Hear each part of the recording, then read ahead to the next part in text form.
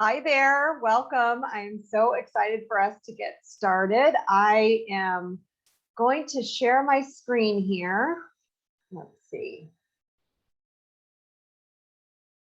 And then we will dive right in. If you are joining us live, I think this will let you just come right on in. If for some reason it doesn't, I'm definitely recording this so we can, we'll have it and everything will be here. So I'm going to jump right in because I feel like it's so important for us to start our first masterclass off with this topic, because without this, we really don't have the ability to not only achieve immediate results, but also lasting results. So when we're talking about having a powerful mindset shift, we want to set ourselves up for these lasting results. And this is really key to pretty much everything we do in life, right? So if you're starting a new business, if you're working on a relationship, maybe, perhaps you're doing some kind of other project where you, I would think even people running a marathon, this would be a great example. If you're training for a marathon, I think the body knows it can do the marathon, but the mind doesn't know that the body knows it can do the marathon, right? So this also is very, very important when it comes to our health and making changes. I personally can speak to this all day long, as far as until you are ready to change certain things that are just that's going through your mind, it's going to be really hard to make changes. It's not good enough. It's not good enough to put out a nutrition program, a coaching program for health and wellness, and just think that putting in food changes and putting in changes in what you're eating and the supplements you're taking, that's just not good enough. It's not going to work for people. It may get people some short-term success. For example, things like Nutrisystem, Jenny Craig, even WW, which formerly known as Weight Watchers. I think that provides a nice option of community and support. But if you haven't done the mindset shifts around it too, those will, as soon as you're away from those places, you're not going to have the tools you need to carry forward. And my goal with the Love Your Gut Club is not that you stay in forever because you can't operate without it. My goal with it would be that you get all the tools you need, you become this powerful, self-driven health machine, and then you just want to tune in because we have amazing content, guest hosts, all sorts of things that can help you move forward for your health journey. So let's start with mindset. None of these things are going to be revolutionary to you. You're probably not going to say, oh my goodness, I've never heard of anything like that before. But what I hope it'll be is something that can help you exponentially improve your outcomes, because it has done so for me personally. It's done this for patients that I've seen in clinic in allopathic medicine, as well as clients that I've seen for coaching and functional wellness. I've seen thousands and thousands of patients over 16 years in conventional medicine. And I just want to bring this up as a side note. A lot of things that trouble people that become chronic conditions are deeply rooted in some of the things that we're going to go over today. There is something to the fact that if we don't address things that are going on mindset-wise, and then some of the other topics we'll go over today, you absolutely can hit a complete roadblock and you just can't move forward. That's why some people I was just talking the other day about there are these people I see that in an office, because I see a lot of older people. I'm in Naples, Florida, in the United States, and it's very much a retirement community. The average age of the patient I might see is late 70s, early 80s. They're very vibrant people, though. They play doubles tennis, they go golfing, they have a very busy social schedule and a very busy travel schedule with grandchildren and great grandchildren and all those things. And some people are absolutely thriving and some people are 100% struggling. And then there's people all in between. And a lot of this, I believe, and I'm pretty sure that those that are thriving believe that it has to do with their mindset and how they feel about their aging process and their whole health. So today's discussion, we're going to do, choosing you as an act of generosity. This is not hard. I'll get more to that when we get to that slide. You hold all the answers and power. Simple equals sustainable. You don't need all the information to get going and to make some serious changes. And your behavior is very interconnected to emotion. And I have a lot of experience with emotional eating personally, using food as an emotional crutch, a relief, a happiness thing, drinking, all of that. Now we'll get to that on that slide. And then the end of self-sabotage and how Love Your Gut Club and this membership for you can be this place to make sure that all these things above stay in place and really that you get moving forward in this amazing self-empowering journey to your health. The first mindset shift is choosing you. When you ask yourself,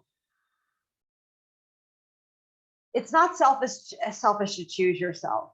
In fact, it's quite the opposite. Who benefits when you are overtired, overstressed, can't complete things because your brain is just like 50 different directions, or you can't remember, or maybe I'll just take a nap, right? Feeling unhappy, feeling moody. You get invited to things and you're like, I'm not sure I want to go because then I have to talk to people. I totally get that because that's me on half the month, potentially. I am a introverted extrovert. I was an only child. I'm very good at entertaining myself. I like being alone. I love being with people because I'm definitely a people pleaser. And if any of you guys can relate, the thing is when we choose everyone else over us, which is how I ended up in the career of healthcare in the first place, is I like the way it makes me feel to help other people. I get emotional satisfaction and reward from helping other people. But what happens then is that when you're constantly choosing your family, your spouse or significant other, maybe your aging parents, nobody benefits from the watered down, tired out version of us. So when that's the case, we have to figure out, okay, I can't live in a bubble by myself forever. I have to engage in life and be present and be there. But maybe I need to figure out how to carve out the time in a week or every day, ideally, to work on my health, work on optimizing my mindset, my movement. What are small things I can do to make this happen? And part of that can be, I'm going to go on the Love Your Gut Club platform for 15 minutes at 6 p.m. every night. And then I'm just going to see what's happening in there. And I'm going to go in there on Saturday and I'm going to take the recipes and I'm going to see if that's something that I can incorporate the week after, because that's kind of fun. Maybe it's even something I can make with my kids, or Maybe I want to make it with my parents. I mean, that for me, like I would definitely make some of these recipes with my mother. She's 78 years old and she's trying to eat healthier. She has multiple medical problems. And often she cooks for herself, not extravagantly, but she's open to trying new things. You can incorporate some of the things that we're putting out each week into your family, into your friends. Just get creative with it and try to have fun with it. Because if Love Your Gut Club ends up being a chore or another thing to do on your list, it's going to be hard to take this kind of interactive coaching and really maximize it for you, which is my goal in doing it in the first place. When you're taking time to restore your health and vitality, it can't be considered anything other than really serving your family and your friends. So the first mind shift should be taking time out for you is actually an act of generosity, not only for yourself, but for everyone in your life. If you're taking notes, you could definitely write this down. Taking time for me each day is an act of generosity, not only for me, but for everyone around me. Second mind shift. This is not hard. I'm going to preface this by saying, I felt like when I started on my anti-inflammatory eating and lifestyle changes, it was super difficult, but I knew that if I didn't make changes, I was going to find myself in a place I didn't want to be. I basically would have denied myself the opportunity to have lived the fullest life as possible because I was too tired, too brain fogged. I was out of shape. I was just like there was a rock in my life because I couldn't get around it, couldn't get over it. So you have to view the process of change as a gift that you're giving yourself in the future rather than this arduous, horrible, gosh, I can't eat any, cookies anymore kind of journey, right? Because I do eat cookies. They're just different cookies now. They're dairy-free and gluten-free, and they're actually really tasty, especially when you get yourself off some of the sugars and things. The other products that they make out there, things like this kombucha. You want to look for lower sugar kombuchas, but they can be very tasty and very fulfilling. I used to love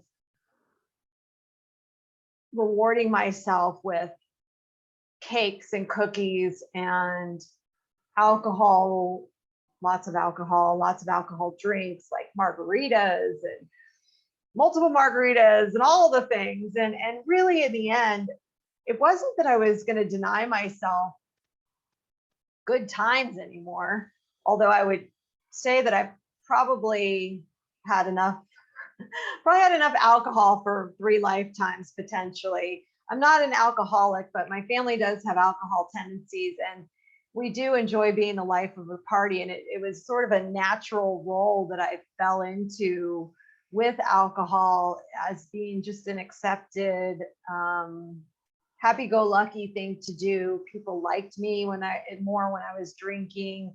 I had a lot of friends I drank with because codependency loves, company, right? And 4 years ago, when I limited alcohol, it was a huge mindset shift.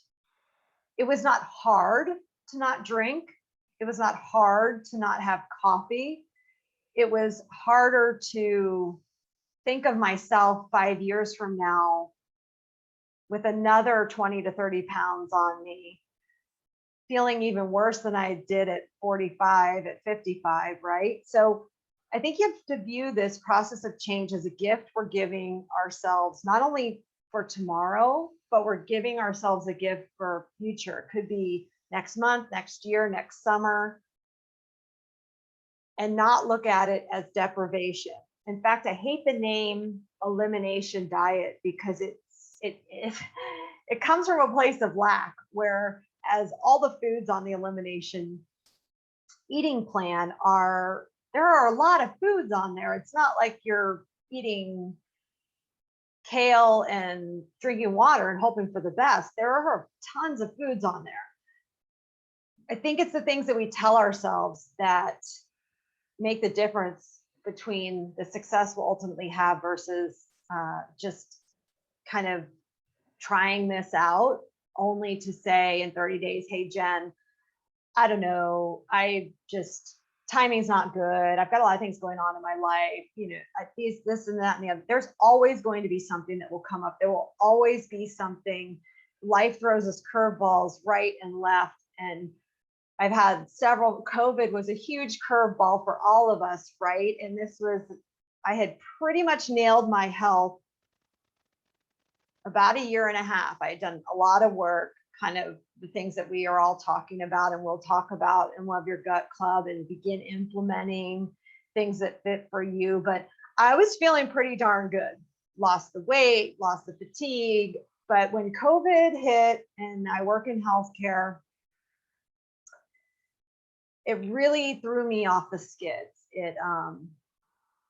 I had come off my anxiety medication. I'd been off it, I think, a year. I was a wreck. I just started I don't know, the stress of it, not because I was so afraid of getting it myself. I think it was just the unknown of it, working around it. And it affected not only my mental health, but affected my mindset. It affected my body even. I could tell I was letting certain habits creep back in. It's where I started to have a glass of wine here or there. Not that that's bad, but it just was something I didn't need. But I was emotionally feeding off of this time and place that we were in, and using the, well, we might all die anyway, excuse to pick up bad habits again, right? Not do the work, not focus. I'm telling you this because it's okay to fall off the wagon, to have a day where you're just like, oh, I can't. But when the day turns into 2 days, turns into 4, turns into a week, turns into 2 weeks, turns into 2 months, that's how we are where we are with our health. Not so good. You hold all the answers. I love this because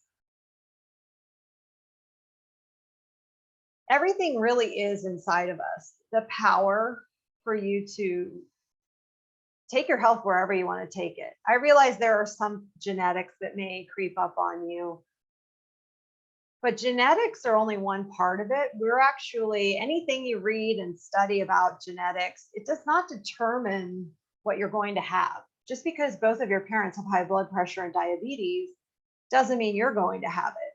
We know that high blood pressure and diabetes are deeply rooted in diet and gut health and activity level and how we manage our stress and how well we're sleeping. This is where I wanted to introduce you to, I took this quiz earlier today. So I went to her original website, Gretchen Rubin, and she has the 4 tendencies quiz. And it's where you can figure out your habit personality. And I didn't like that, we had to give our email. I mean, I know that that's what people do. I have a quiz where I will probably be asking for people's email, but I don't like when they don't tell you up front. So I found this New York Times article where you could take the quiz on their page. So if you do that link, I know it's kind of hard to copy right now, but if you could jot that down, the link, and I'll try to highlight this and put it in the members comments, because then maybe you can just click on it and go to it. But when you go there, you take the questions. I think there's 12 or 15, and then it gives you the answer right away. You're not like waiting for an email. You're not, I don't know, I just don't like that part of it, like an answer right away. So my answer was, I'm a questioner, and I'm not surprised. because questioners are people that there's a whole description of it. It's not really interesting unless you're a questioner too. So you could be 3 other things potentially. So I won't go into what a questioner is, but we can always talk about it in the platform. It'd be interesting to see what you guys are. The questioner is someone who seeks justification for every expectation. And I think the more we get to know ourselves, I kind of have to laugh at myself from time to time, especially as I get older. I know there's things we can change about ourselves, and obviously we want to continue on our personal growth and working on ourselves all the time. That will help your health journey for sure. But there are some things that are just innately, I think, kind of funny that some of us do. And if we can address it with a little humor and perhaps try to change it a little bit, I think that's more beneficial than saying, oh, I'm a questioner and I question everything. Why do I do that? And that's not really productive for me or anybody around me. I'll post in the membership then this link, and then if you take the quiz, we can see which one you are and talk a little bit about that. I think that'll be fun.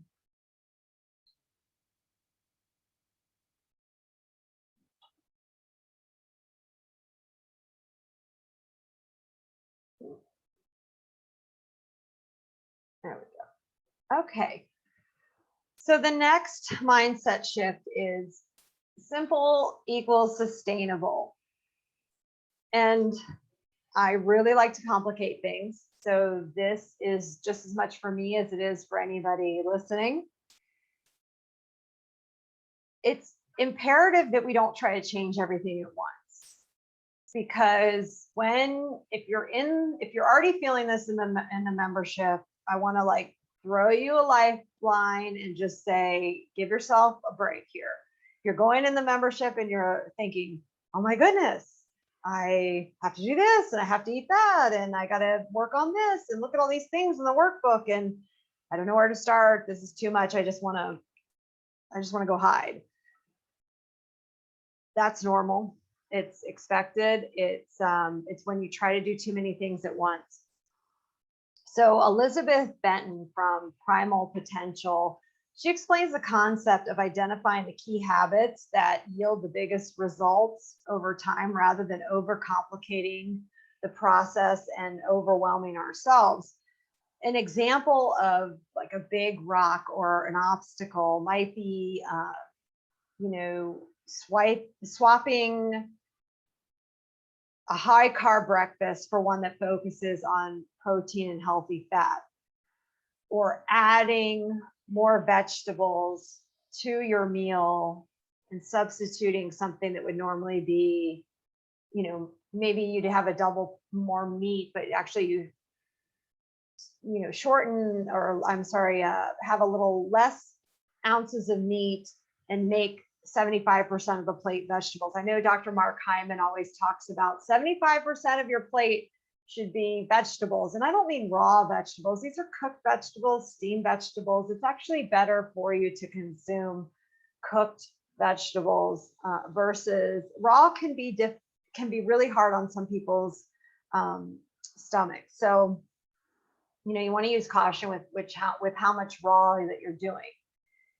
One example of focusing on a change until it's mastered would be, but if you're having a lot of trouble sleeping, let's say, focusing on your bedtime routine might be key, like devices off 2 hours before you go to bed, using using those blue light blocking glasses, right? If you're ultra sensitive to it, not having your phone by your bed, making sure you go into the bathroom and you brush your teeth, you use your mouthwash or whatever you normally do, brush your hair, wash your face, go lay in bed. Maybe you're reading a few chapters of a book, not like something with a light, but maybe a book, or you're listening to, which is something we started. Dennis and I started listening to meditations before bed about, I think, a year and a half ago, because we really kicked it up during COVID too. There was so much news and so much information with no good answers. right? There was like no solution. It was just like, this is what's happening, and this is happening, and that is happening. And we were just, So we started meditating at bedtime to release all of the day so we could just go to sleep. He often falls asleep in the middle of meditation. I used to fall asleep initially, but now I don't really, I'm more in tune with the meditation, so I don't necessarily fall asleep, but it's fine if you fall asleep. We don't listen to really long ones. They're maybe 15, 20 minutes. You might like listening longer. If you can get your spouse or significant other or anyone sharing the bed with you on board with meditating before bed, that could be really helpful. It does, I think it really helps our sleep. It does release some of the stress of the day, but it may or may not work for you. You could certainly just read a book, but you want to find a way to wind down and have a specific routine. So maybe that's what you're focusing on for the next, it might take 7 days, it might take a month. And then let's say you feel like, okay, things are really good. I'm doing great. My bedtime is nailed. I'm sleeping so much better. I'm actually feeling more awake when I wake up in the morning. I'm doing really, really great. Now I'm going to do the next thing. That might be something like, I'm going to do a movement that I've always wanted to do. I'm making time for Zumba, I don't know, or yoga or bicycling or whatever. I'm going to do that twice a week with my kids or with a group of ladies or whatever you want to do, or by myself. I like biking by myself, but then again, that goes back to my loner tendencies. But I do like biking by myself. I can go my own speed. I don't have to worry about keeping up with anybody. And I just like to, listen to my own thoughts during that. So that could be your next step. But the whole thing is, do not look at the membership and your health transformation and optimization as an overnight journey. It's going to be weeks and weeks and months of work. And then just when you think you've got everything nailed, you may have to restart some things. All the time, I'm trying to recalibrate and move forward and adjust and move forward. Things will throw us off. We could have maybe an illness in the family, or we have a trip that we have been looking forward to, and it takes us off of our routine, and that's okay. We just get back on it. This is probably my favorite. You don't need more information. If you are like me, you like to know a lot about a lot of stuff. And they call this, analysis paralysis and overthinking.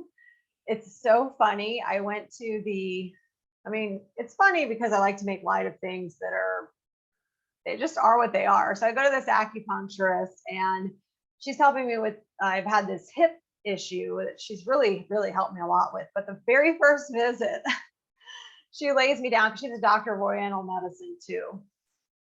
And I used to, if I had heard myself saying this 4 years ago, I would have been saying to you, there's no way I'm saying this out loud, because I did not believe in alternative therapies, acupuncture, holistic medicine, none of it. But I've become open to trying things that can work.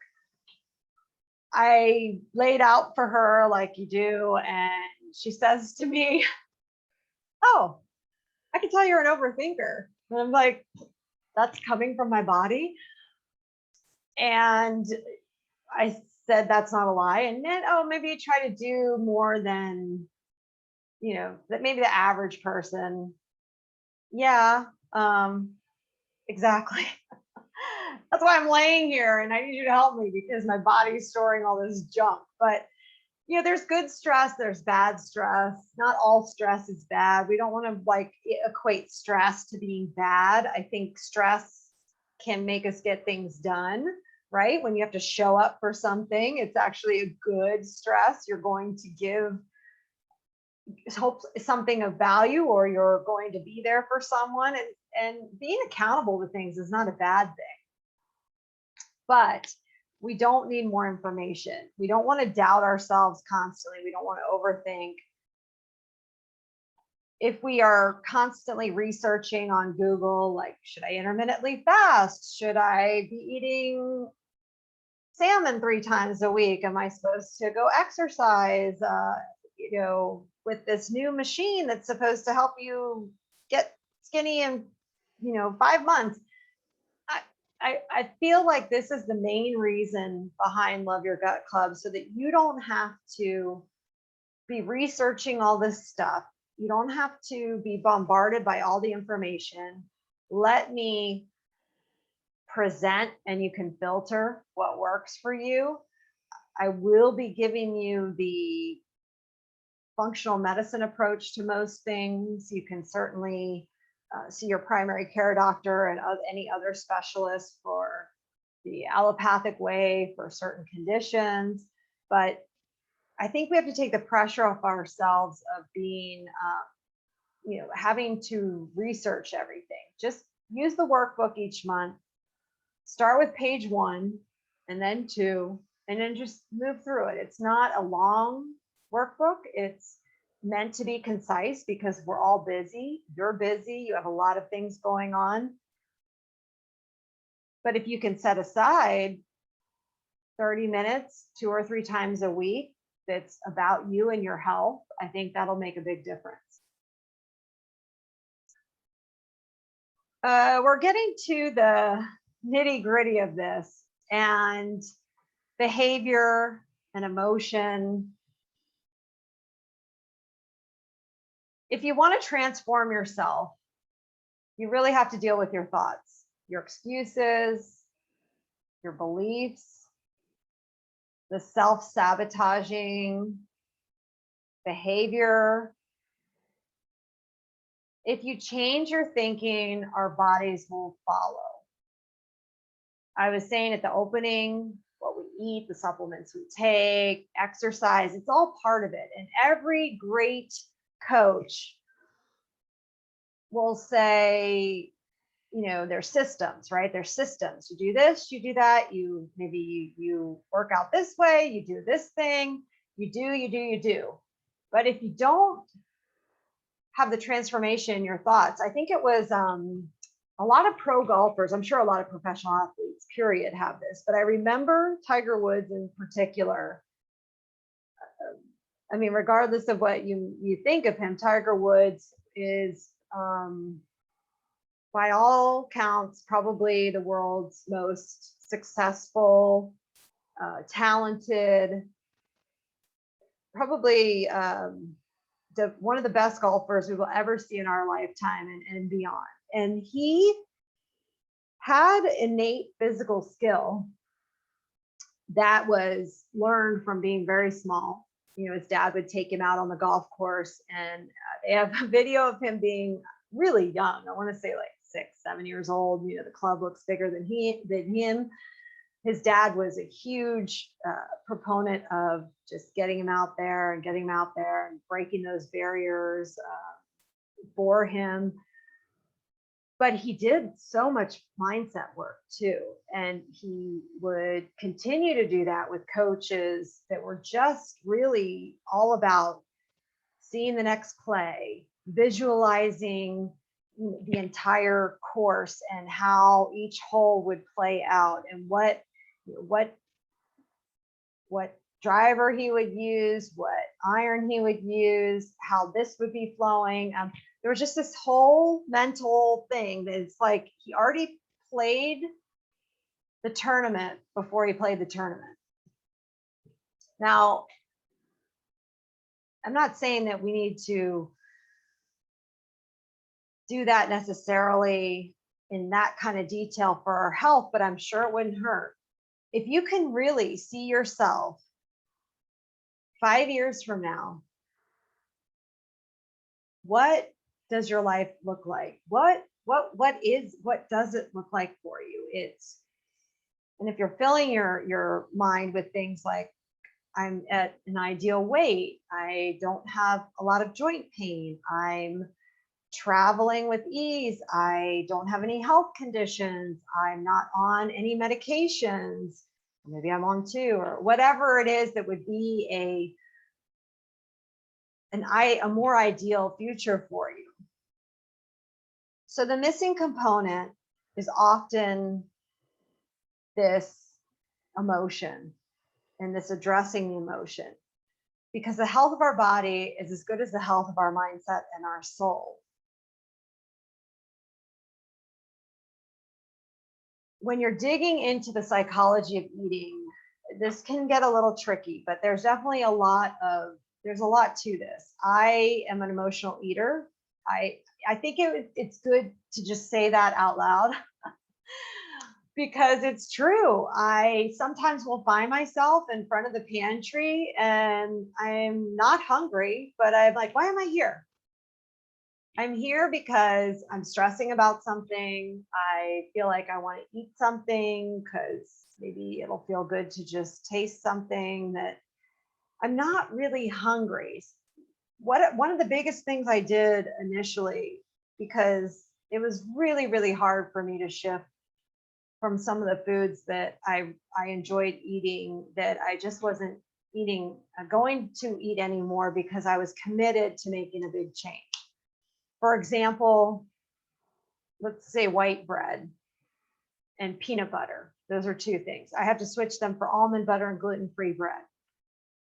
But I was emotionally attached to this memory of, so I grew up, I had a great upbringing. I mean, my parents were wonderful as far as, like, I was an only child, everything, I didn't have to share anything. Which is probably part of it's a real problem in adulthood, because you really do have to share stuff as an adult, especially adult in a relationship. And, you can't, it's not all about you. Or is it? No. And I love to eat peanut butter and jelly with Doritos. It was just something, I remember it from being a kid. It was comforting. It made me feel loved. There's like certain memories attached to peanut butter and jelly and Doritos. And it sounds silly, but I'm sure you have. Maybe it's a fried bologna sandwich for you. Maybe it's a certain thing that's not like super healthy for you to eat right now, but there's like memories attached to it and emotion. I think, though, we can get there with substitutes. So now I'm just trying to attach certain feel-good emotions to new combinations. Plantain chips instead of Doritos, almond butter, gluten-free bread, organic jelly instead of before. And honestly, when I start really digging into why I want peanut butter and jelly with Doritos, it has almost nothing to do with actually wanting that food physically. It's something inside that's driving that mentally. So when you can begin to take apart a little bit of this emotion around food, you kind of don't want to give it that control anymore. And I hope that in the membership comments, you can unpack this a little bit for yourself too, or even send me a message if you feel like you're an emotional eater and some of the triggers for you and or just must-haves, and start digging into that power that food is having over you and why it's there, because it's probably not there for any reason that really serves you. Definitely probably doesn't serve you nutritionally necessarily. And maybe even after you eat it, you kind of wish you didn't, or you just don't feel as good as if you'd eaten something else. But that drive to eat it is kind of, and I could do the same thing with beverages. I can over caffeinate. I can over order lattes. I can over order, alcohol drinks, or I remember it was always sodas for a while, Diet Cokes, Coke Zeros. There wasn't a day that didn't go by that I didn't drink that for years. I remember a significant Diet Coke or Coke Zero. I would just say, oh, I haven't had one today. So I definitely was at least having one every day. I haven't had a soda other than maybe a ginger ale or a Sprite on an airplane. It's not part of my eating plan anymore. And the emotion that was tied to the soda, I can get through other beverages now. So let's talk a little bit about the real power of our mind. And, we have three parts to our mind. We have the conscious mind, the subconscious, and the unconscious mind. And, whether you like it or not, the current behavior is probably serving you for a reason, for better or for worse. And it's definitely serving certain emotional needs. And all of our behavior, right, stems from emotion. But when you get wired to certain patterns and systems of behaviors, it's called, routine, habits, and our brain gets stuck in them. So kind of like what I was mentioning with peanut butter and jelly. And I have another great example of Dunkin' Donuts. We have a coffee chain at that you do a drive-through. The food is not good for you at this place. There's donuts, obviously, and bagels, and I don't know. There might be one healthy thing on the menu potentially, but it's a coffee drive-through, and it was a habit to hit this drive-through for me in the morning before work. And then it became like a stuck habit. I would go there and I would get something that wasn't good for me, and I'd eat that for breakfast. And it becomes concentrated system in my subconscious mind. So not only is my conscious mind saying we're going to the drive-through, but then it's just a habit, and I'm just like, my car's like driving there. It's just driving there. The next thing I know, I'm ordering, right? So in order to change, we have to put that emotion to the action. And if we take a concentrated focus and really a conscious effort on behalf of the conscious mind, we can begin to feed that subconscious with these other things. So now I don't have to go to the store and try to buy plantains instead of Doritos. I don't have to try to buy chips that are grain-free, because I'm also corn-free. I'm automatically in the chip aisle. I'm scanning, I'm looking, nope. Those are the things I like. Those are what I can have. This is what I'm getting. And that now is almost this is what they call neuroplasticity, where you begin to change the way the brain is working based on changing our thinking. I can now go to the store after lots and lots and lots of work, and obviously I failed forward multiple times, but I know what I'm buying, know what I'm getting. I'm not tempted even by this other stuff, because the other things are emotionally fulfilling to me too. They're just fulfilling in a different way. Let's give one quick example of this. Let's talk about something like overeating. So overeating is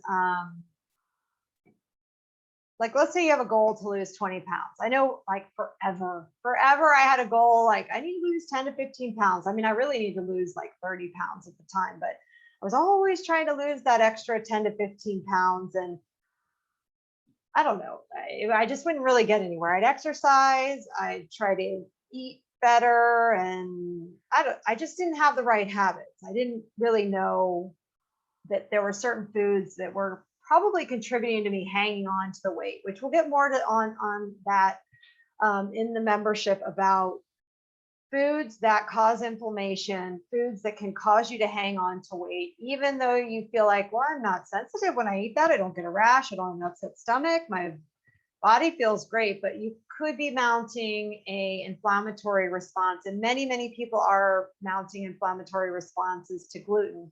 Maybe not so much so overseas. I know that we have a few members that do not live in the United States, and so they are not eating the standard American gluten-laden diet.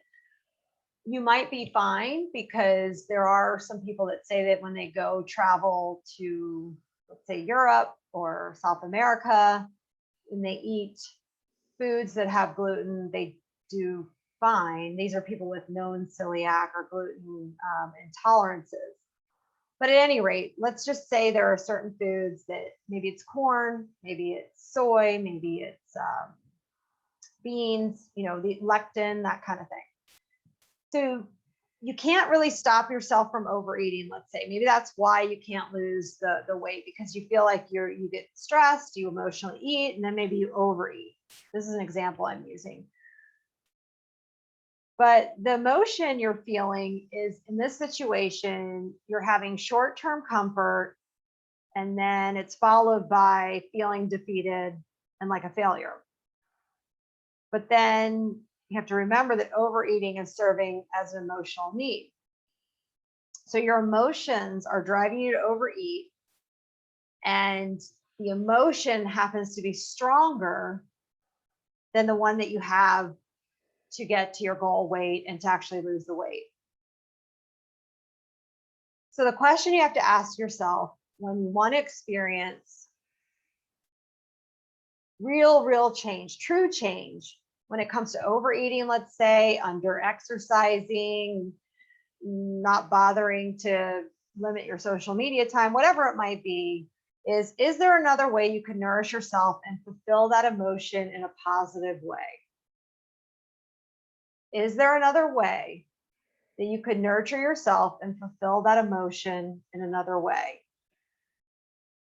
Maybe it's walking, scheduling walking with a friend or family member, picking up a good book. I've got down here, our book for the next couple of months is The Body Keeps the Score. That book is something I have been wanting to read. I was encouraged by multiple therapists to read this, therapist friends, not necessarily people that I was seeing, but definitely it's something that can help you move forward in this health journey with, and something we can successfully talk about too in the membership.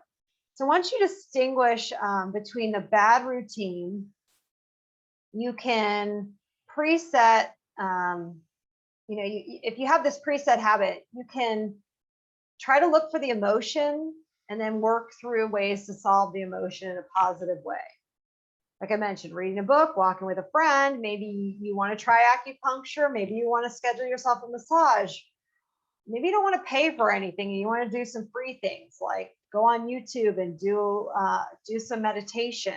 But finding ways to channel this emotion is going to be pivotal. Otherwise, it just stays with you and then the bad habits come. So this isn't really about willpower. It's more emotion management. So a lot of people say, "Oh, you have the greatest willpower to have been able to lose 30 pounds, and look at you, you look great. What'd you do? What'd you do?" Well, all I really did was, I was pretty fanatical about changing my habits around food and alcohol, because alcohol was a big reason I think I was hanging on to weight. But to really experience the changes that I have had, it had more to do with awareness and managing my emotions and needing to uncover exactly what was going on that was driving my behaviors on so many things. Because a lot of it was not behavior I necessarily wanted to do, but I was very used to doing. And there's comfort in staying where you are, right? So one thing you could do is, The Body Keeps the Score is there. Journaling is another thing. If you don't already journal, you could start that. I've tried and attempted journaling multiple times. I don't know if I'm just afraid someday somebody will find it and they'll read about my inner thoughts, but and if journaling's not for you, that's fine. I get it. Energy or body work, like I mentioned, acupuncture, energy sessions. Some people prefer prayer, meditation, talk therapy, certainly a therapist can be very helpful, especially if there are repressed trauma or things like that. So the end of self-sabotage, we talked about overeating is the short-term comfort. What are you really feeling? Negative self-talk. I think the way that we get past negative self-talk is tuning into positivity, which is things like this membership, doing affirmations, listening to podcasts that are uplifting, doing a journal dumping of things that you're experiencing so that you can kind of get it off your chest, or talk to someone. Uncovering previous trauma. So this is a big one. It can be anything from a death of a loved one, or as small as your first grade teacher putting soap in your mouth because you said a bad word in class. That was me. We do have trauma, and we can suppress it rather than deal with it. And the body is constantly pulling out of this like unconscious filing cabinet, and we're acting on these things whether we're thinking about it or not. And that is the power of the unconscious mind that I was talking about earlier. Remember, the conscious, the subconscious, and the unconscious. So the unconscious mind is the place where it's like the database of everything that's ever happened to us. And when we understand that our old trauma, we might be hanging on to that when you actually create room to let go of it, and something else new and better will come in. And it's easier said than done, and it can take therapy for sure. I have, like, my friends that I have that are licensed therapists, they do a lot of work with this. I do believe that when people are really, really stuck in their health, that there can absolutely be trauma that is holding them back. And like we mentioned, it could be really big things: divorce, childhood traumas that are very serious, molestation, anything like that too. I was made fun of a lot as a kid. I was called fat a lot. I got fired from my job, whatever it might be.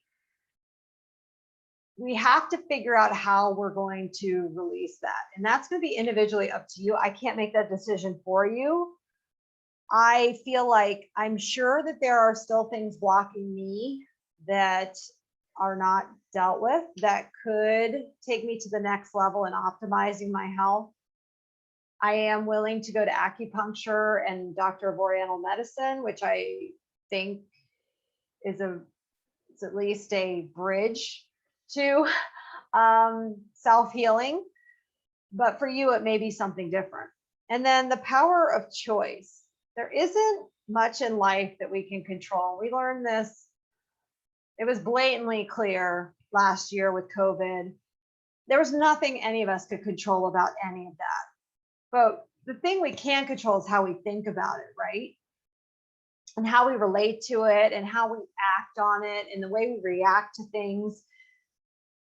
When we see something, even like COVID, and we can try to spin something about it that's maybe positive, or find a few positive things. Like, for example, one really positive thing that happened from COVID was that people were able to spend some time at home, like going through things they hadn't gone through in forever. I remember seeing all the posts of people like painting, clearing out closets, donating things, just doing projects that they had never had time for before because they were always too busy doing the next thing, and being out and about and whatnot. And then other positive things from COVID are the appreciation of family and friends when we couldn't see people and we couldn't hug them and we couldn't get together with anyone at all. It makes it so much sweeter to be able to do these things now. And I know that generally we have very short memories, and that there will come a time when we may forget a bit, but I hope that we always remember this power to take negative and really live in mindset freedom by saying, I'm not going to look at that as negative. I'm going to try to find the positive in that. And you don't have to be rainbows and unicorns and live in a fairy tale world, but I can't see any reason. And I've been accused of being an overly positive person. I've even had people kind of make fun of me for being oh, it's always a silver lining. Well, I like living that way, and I'm happier living in that place. And I think that when it comes to,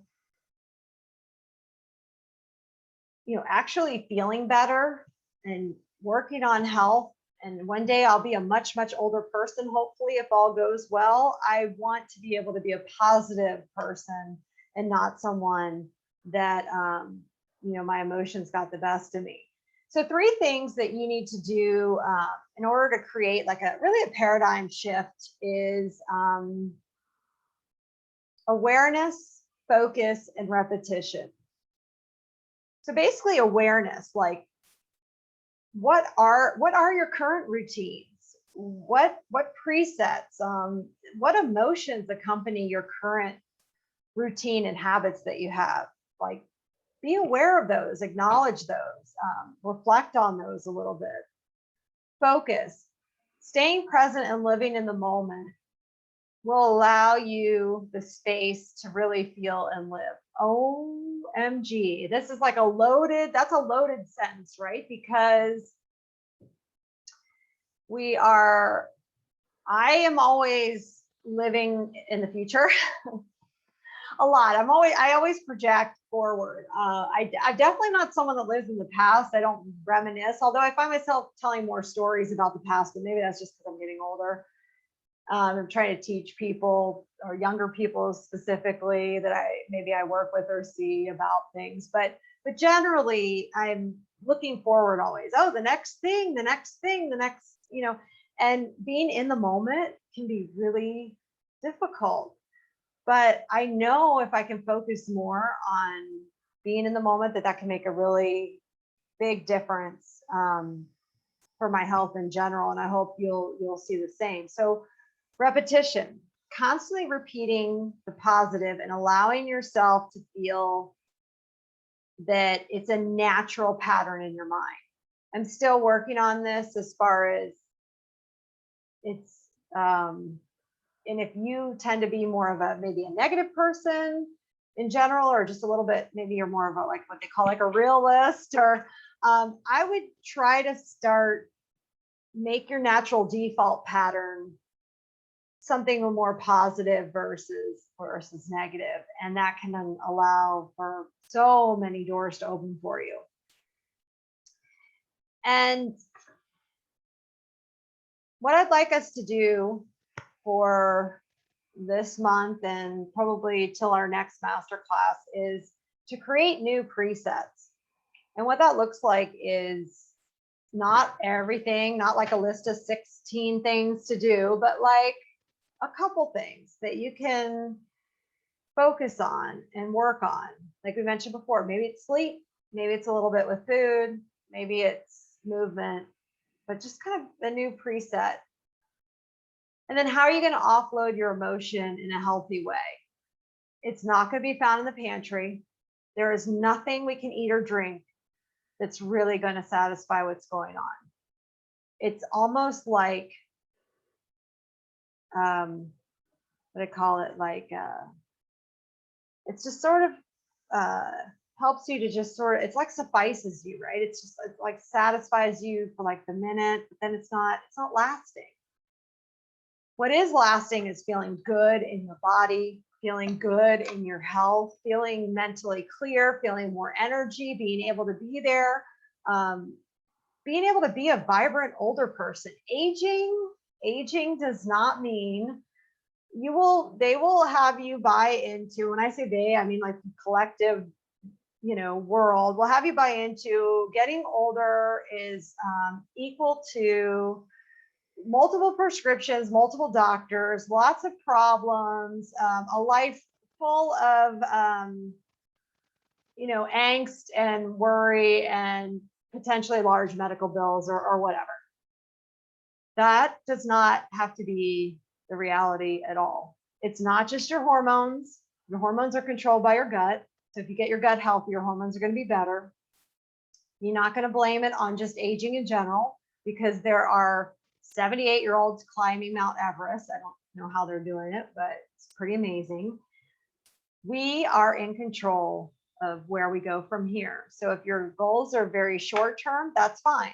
But we also want to look really long too. So I hope that these mindset shifts are helpful to you. I will put this recording up in the membership, and I so appreciate you being a member of Love Your Gut Club. And feel free to use the message tab at any time to send me any message, any questions, any thoughts, feedback. I hope that you guys have a great day.